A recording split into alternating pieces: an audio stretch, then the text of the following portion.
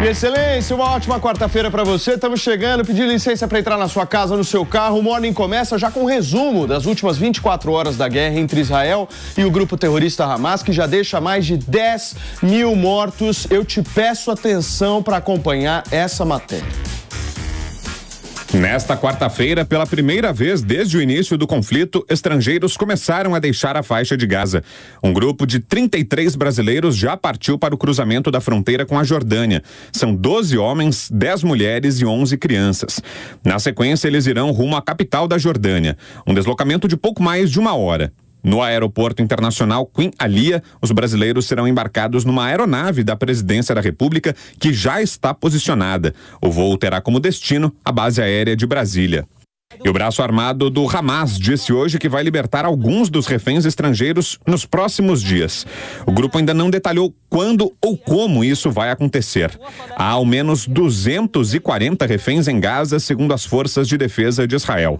O Hamas disse que libertaria reféns se Israel soltasse todos os prisioneiros palestinos. O premier israelense Benjamin Netanyahu afirmou que não está disposto a uma trégua agora. Um novo vídeo divulgado pelas forças de defesa de Israel mostra as tropas em combate durante a operação em solo. As imagens mostram ainda prédios destruídos e tiroteio. Segundo os militares, as tropas trocaram tiros com membros do Hamas que estavam escondidos em um edifício de vários andares. Além disso, Israel afirmou ter atacado 11 mil alvos dentro da faixa de Gaza desde o início da guerra. Esses alvos pertenceriam a organizações terroristas, segundo os militares. Em um último destaque, as forças de defesa de Israel anunciaram que 11 soldados morreram em combates dentro da faixa de Gaza desde o início da guerra.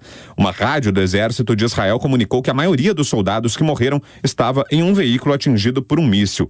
Ainda nesta quarta-feira, a Companhia de Telecomunicações da Palestina informou que a faixa de Gaza teve os serviços de comunicações e internet completamente cortados.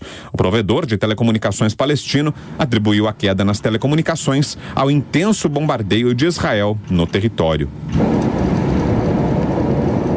Muito bem, gente. Está aí a reportagem do nosso Vitor Brown. Já vou pedir para a nossa equipe colocar para mim imagens ao vivo da faixa de Gaza, porque acaba de acontecer mais uma explosão. Vocês estão vendo, para quem está nos acompanhando por imagens, e para quem está no rádio, eu vou narrar o que acontece nessa imagem. São imagens que nós estamos vendo direto da faixa de Gaza. Agora são 3h04 da tarde de quarta-feira. Uma fumaça preta, nem mais uma fumaça cinza, o que naturalmente indica um certo incêndio ali depois desse bombardeio nessa região específica que a gente está mostrando aqui para vocês. Lembrando que, gente, o nível de tensão vai aumentando a cada dia conforme a resposta de Israel tem sido mais intensa. Só para vocês terem uma ideia, a gente teve um conflito localizado ali na região de Jabalia, na faixa de Gaza, que fez com que Israel atacasse ali uma unidade de refugiados que fica ali na faixa de Gaza.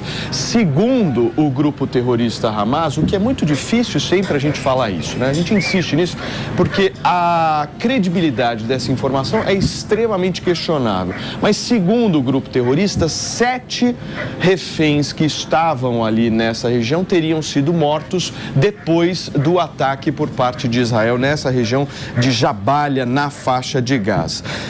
O exército de Israel, pelo outro lado, está dizendo que um dos comandantes ali do Hamas foi morto devido a essa operação por ali. Uma outra notícia importante de passar para vocês nesta quarta-feira é o envio dos Estados Unidos de mais de 300 soldados adicionais, segundo o próprio Pentágono, para a região do Oriente Médio. A gente está falando também de 83 caminhões nesse momento que circulam ali, caminhões de ajuda humanitária, levando aí suprimentos na região da faixa de Gaza. E a boa notícia do dia, meus queridos amigos, é justamente essa liberação aí da passagem de Rafah para o Egito, possibilitando a saída desses estrangeiros.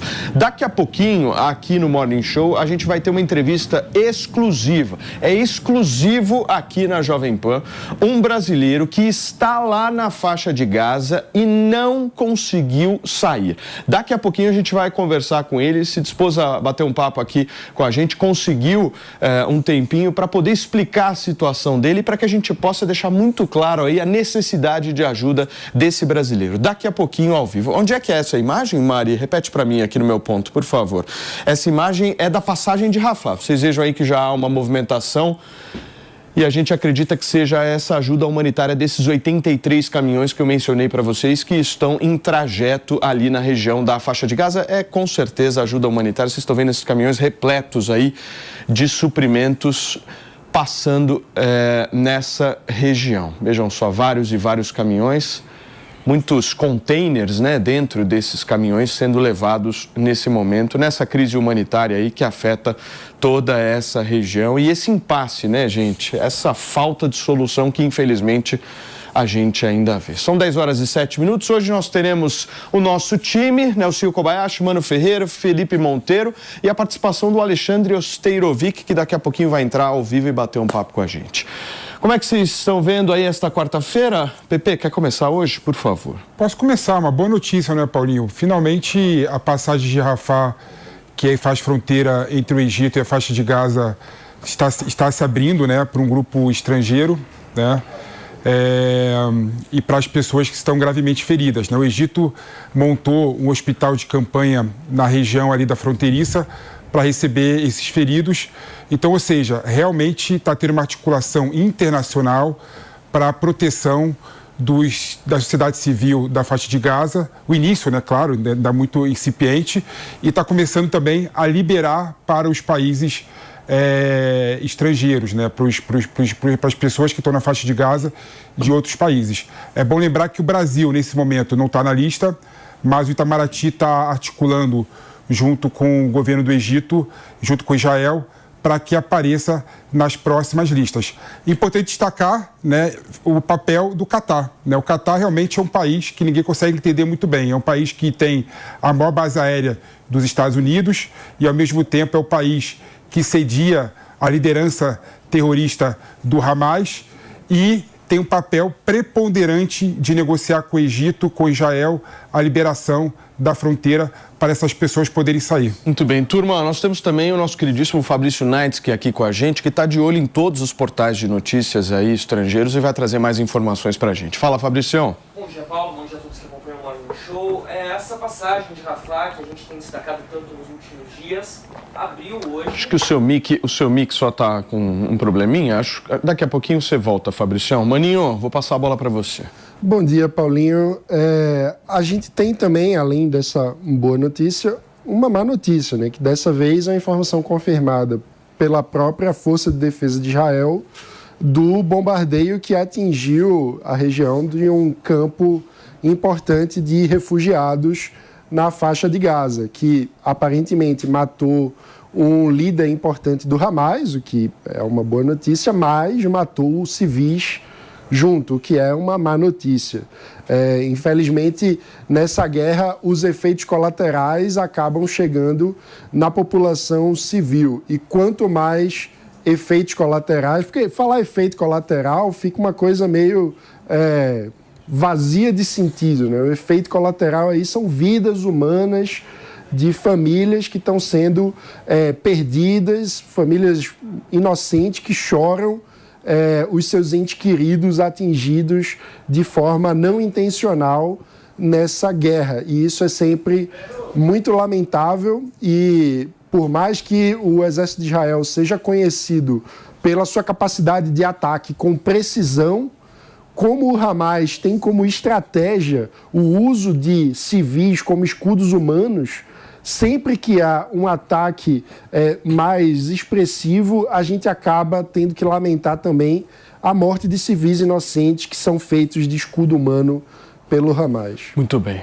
Vamos voltar com o Fabrício? Já está conectado, Fabricião? Chega mais. Tudo certo, Paulo. Bom dia para você novamente, bom dia a todos que acompanham aqui o Morning Show. A passagem de Rafah abriu hoje pela primeira vez desde o dia 7 de outubro, quando começou a invasão do Hamas no território israelense, para a passagem de civis, principalmente estrangeiros, mas também pelo menos 80 pessoas, palestinos, que precisam de tratamento médico. Eles saíram, então, do território da faixa de Gaza, foram para o Egito, que montou um hospital próximo da zona de fronteira justamente para receber essas pessoas, principalmente crianças, idosos e mulheres que estavam com dificuldade no atendimento lá na faixa de Gaza. E aí a gente fala principalmente daquela questão da defasagem dos leitos. Já havia uma dificuldade com leitos de hospitais antes da guerra e agora essa situação claramente piorou.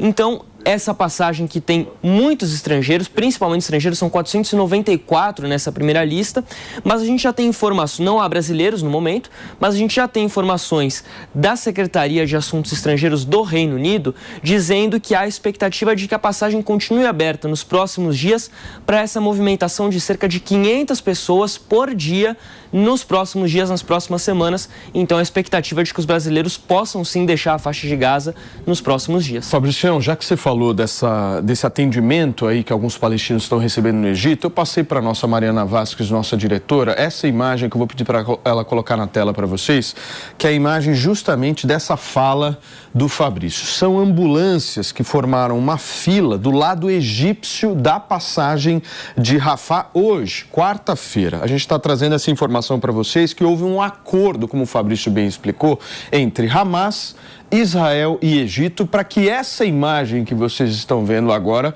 pudesse acontecer. Essa fila de ambulâncias, nessas ambulâncias aqui, pelo que o Fabrício falou, são cerca de 81 pessoas, né, Fabricião? Exatamente. Que estão dentro dessas ambulâncias, feridas, obviamente, palestinos que estão feridos e estão circulando nessa região, mas graças a esse acordo, né, esse entendimento entre esses três personagens, Egito, Hamas e Israel, certo?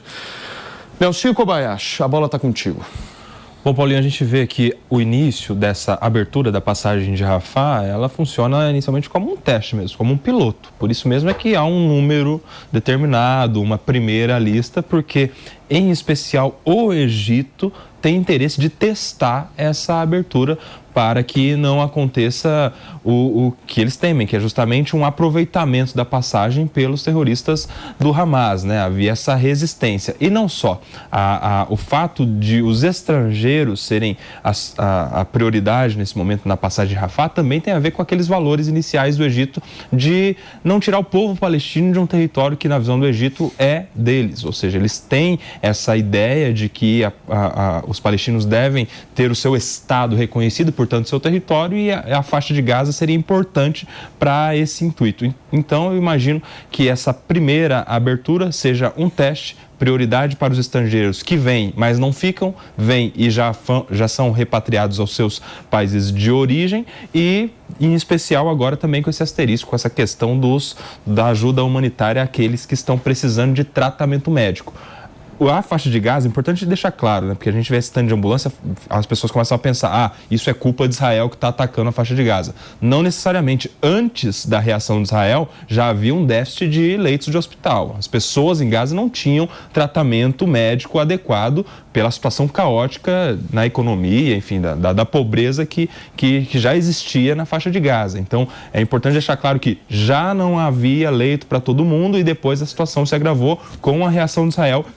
E, portanto, essa saída humanitária é para ajudar essas pessoas que já estavam em situação difícil e tiveram essa situação complicada. Sim, depois da reação de Israel. Frio de guerra, não sei. É claro que piora. Que a situação piora infinitamente quando se tem uma guerra, né? Quando você tem a infraestrutura bombardeada, quando você tem casas destruídas, quando você não tem acesso regular à água, à energia, eletricidade de forma geral, né, para a manutenção dos próprios equipamentos médicos. Então, é claro que a situação na faixa de Gaza, do ponto de vista humanitário, nunca foi boa, né? Sempre os índices, todos os índices sociais na faixa de Gaza são muito preocupantes, muita gente abaixo da linha da pobreza. Mas com a guerra, obviamente, a situação se agrava muito. E aí a grande questão é, para além da passagem de pessoas que já estão feridas, que já são pacientes, né, que estão na ambulância,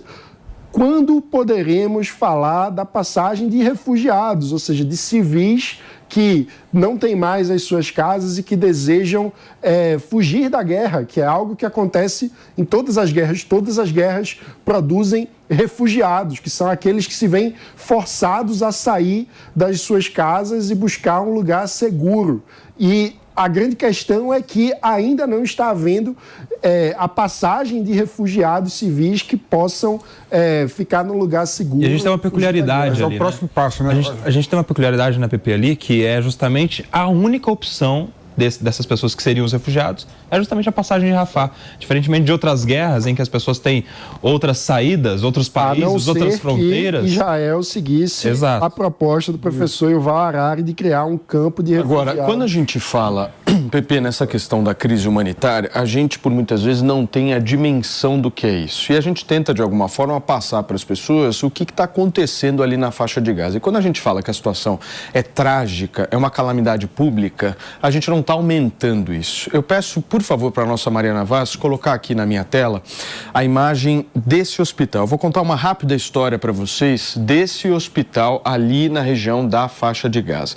Esse é o hospital que chama Amizade Turco-Palestina. Esse é o único hospital especializado no tratamento de câncer ali na região da faixa de Gaza. Só para vocês terem uma ideia, hoje na faixa de Gaza nós temos 2.000 pessoas aproximadamente que possuem algum tipo de câncer. E nesse momento nós temos 70 pacientes aqui dentro desse hospital que estão em tratamento, ou seja, pessoas que estão recebendo quimioterapia, dentre outros tratamentos ali necessários para o combate ao câncer. Só que existe um problema.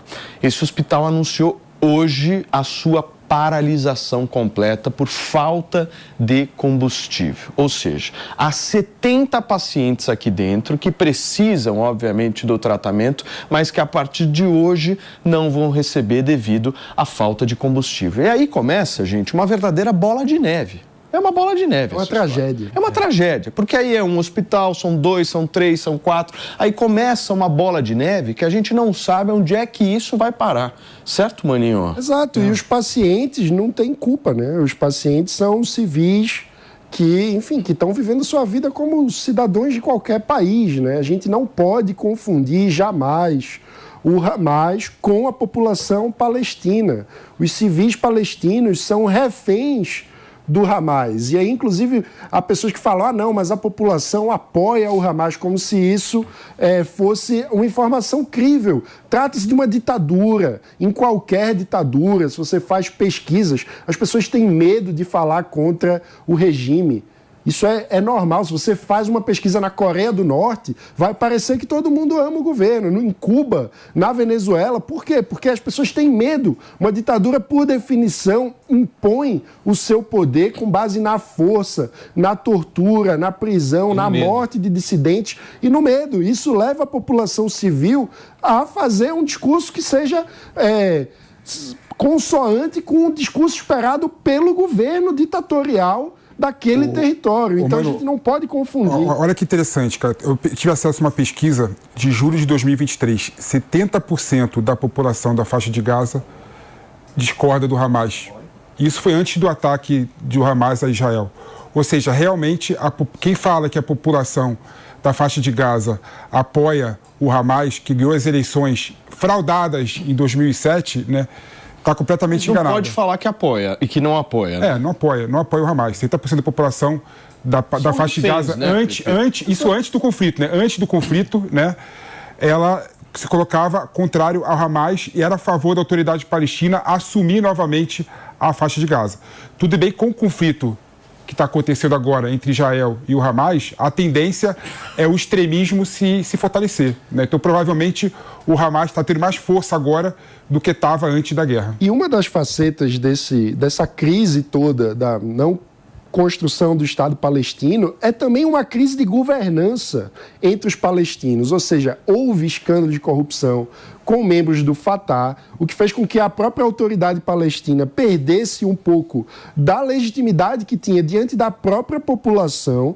Ou seja, a situação do ponto de vista institucional é muito complicada, porque a gente se acostumou a dar a democracia como se fosse um fato natural. E, infelizmente, não é. A democracia é uma construção penosa. Você tem instituições que as pessoas, a população civil, entende como legítima, se sente representada, se sente autodeterminada na construção de um sistema de governança. Isso é difícil, isso é algo que não surge do nada e também é algo que não se cria a partir de guerra e bomba. É algo que precisa de uma Constituição institucional que é muito complexa. Por isso também o dia seguinte é tão complicado na faixa de Gaza, porque, digamos, Israel consegue fazer uma eliminação militar do Hamas. Qual vai ser o sistema de governo daquela região? A população se sentirá, de fato, legitimada? A população se sentirá representada pelos governantes que vão assumir? Ou a gente vai ver uma crise política que pode